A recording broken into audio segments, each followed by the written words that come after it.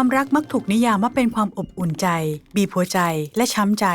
แล้วสมองมาเกี่ยวข้องอะไรกับความรักทุกอย่างการเดินทางจากการปิ๊งปังสู่น้ำตาหยดสุดท้ายถูกนำโดยการบรรเลงของสารเคมีในระบบประสาทและสมอง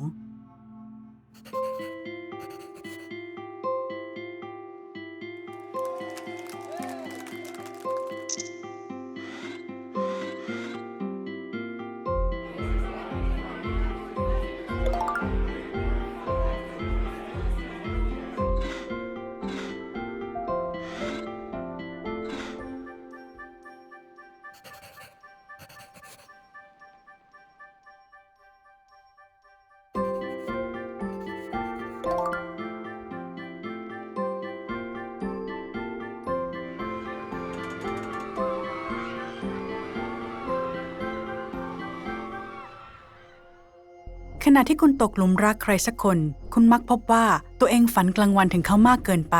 และต้องการใช้เวลามากมายด้วยกันขั้นแรกของความรักคือสิ่งที่นักจิตวิทยาเรียกว่าความหลงไหลหรือความรักใคร่เสน่หาความสัมพันธ์ใหม่นี้ทำให้รู้สึกลุ่มหลงมัวเมาและเมื่อมาถึงสมองความจริงก็เริ่มปรากฏคนที่ลุ่มหลงในรักจะแสดงการทำงานของสมองบริเวณ ventral tegmentalสมองส่วนนี้เกี่ยวกับระบบให้รางวัลและเป็นศูนย์กลางแรงจูงใจของสมองมันจะทำงานเมื่อคุณกินของหวานดื่มน้ำดับกระหายหรือในกรณีที่รุนแรงกว่านั้นคือการเสพยาเสพติดสมองจะปล่อยความรู้สึกดีผ่านการสื่อประสาทโดปามีนสอนให้สมองของคุณทำพฤติกรรมซ้ำๆเพื่อให้ได้รับรางวัลเหมือนเดิมการทำงานเพิ่มขึ้นของสมองส่วนนี้ทำให้ความรักไม่ใช่แค่ความอิ่มอกอิ่มใจแต่ยังดึงให้คุณมองหาคู่ครองขั้นแรกนี้ยากจะเห็นข้อบกพร่องของคู่ครองอันสมบูรณ์แบบของคุณต้องขอบคุณอิทธิพลของความรักกับหมอกที่บดบังบริเวณเปลือกสมองส่วนบนคนที่ตกหลุมรักใหม่ๆมักมีกิจกรรมในสมองส่วนควบคุมการนึกคิดหรือสมองส่วนหน้าลดลงเพราะการทำงานของสมองส่วนนี้ทำให้เราคิดอย่างมีวิจารณญาณและผ่านการตัดสินใจจึงไม่แปลกที่เรามองทุกอย่างในความสัมพันธ์ช่วงแรกเป็นสีชมพูแม้ความรักขั้นแรกทำให้อารมณ์และการทำงานของสมองเหมือนเล่นรถไฟเหาะแต่มันจะคงอยู่เพียงไม่กี่เดือนนำไปสู่อีกขั้นของความรักที่ยั่งยืนกว่าเรียกว่าความผูกพันหรือความรักแบบคู่คิด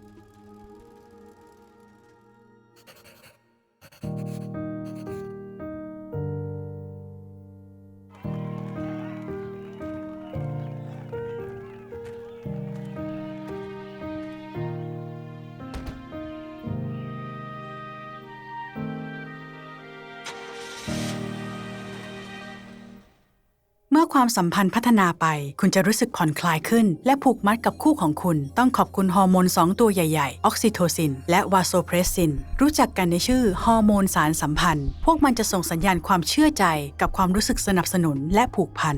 ทำให้ความรักโรแมนติกไม่เหมือนกับความรักแบบอื่นๆเพราะมีฮอร์โมนเหล่านี้ช่วยเชื่อมความเป็นครอบครัวและมิตรภาพนอกจากนี้ออกซิโทซินยังยับยั้งการปล่อยฮอร์โมนความเครียดทำให้เวลาเราใช้เวลากับคนที่รักถึงรู้สึกผ่อนคลาย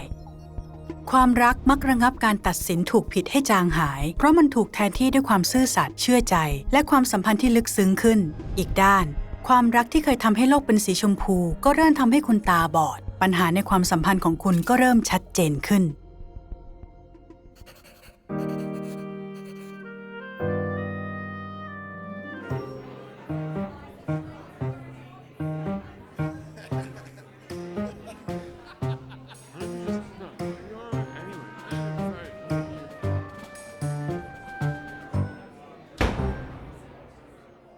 ไม่ว่าความสัมพันธ์นั้นจะจบลงด้วยเหตุผลใดเราโทษความเจ็บปวดที่เกิดขึ้นเพราะอกหักกับสมองได้ความทุกข์จากการเลิกราเกิดขึ้นเพราะสมองส่วนอินซูลาคอร์เท็กซ์บริเวณที่ทำให้เกิดความเจ็บปวดทั้งทางร่างกายเช่นเวลาข้อเท้าแพลงและทางสังคมเช่นเวลาที่โดนปฏิเสธเมื่อวันผ่านไปคุณอาจพบว่าตัวเองมักฝันกลางวันถึงเรื่องนั้นหรือปรารถนาจะคุยกับคู่ของคุณที่จากไปแรงขับก็เป็นเพราะคุณรู้สึกท่วมท้นเหมือนเวลาที่หิวข้าวหรือหิวน้ำมากเมื่อมองภาพถ่ายของแฟนเก่าคนที่อกหักมักแสดงการทำงานของสมองส่วน ventral tegmental มากขึ้นศูนย์กลางสมองของแรงขับและรางวัลทำให้คุณรู้สึกโหยหาเช่นเดียวกับในช่วงแรกของความสัมพันธ์อารมณ์ที่โหมเหมือนพายุนี้คล้ายกับการเปิดระบบเตือนภัยของร่างกายความเครียดทำให้คุณรู้สึกไม่มั่นคงและกระสับกระส่ายและเมื่อเวลาผ่านไปสมองคอร์ติคอลส่วนบนที่ควบคุมเหตุผลและแรงกระตุ้น จะเหยียบเบรกคุมความเครียดและสัญญาณความปรารถนาทำให้สมองบริเวณนี้ยังคงเติบโตและส่งต่อไปยังช่วงแรกรุ่นเลยไม่ต้องแปลกใจว่าทำไมอกหักแรกๆเราถึงเจ็บปวดมากเป็นพิเศษ